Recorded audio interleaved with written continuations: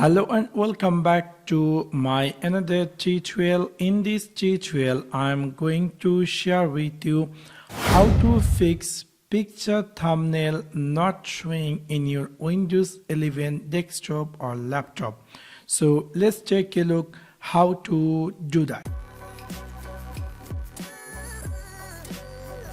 Maybe somehow or some cases you might be noticed that you see I have few pictures and then this picture is not showing the preview thumbnail, which is kind of annoying, and you might be looking for how to fix this issue. In order to do that, it's really very easy and simple.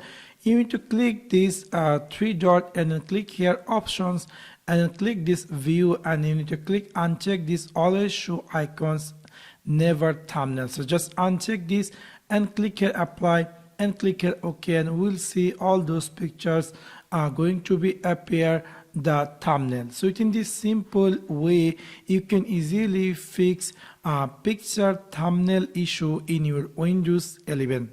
So that's for now. Thanks for watching my video. See you next one. Peace.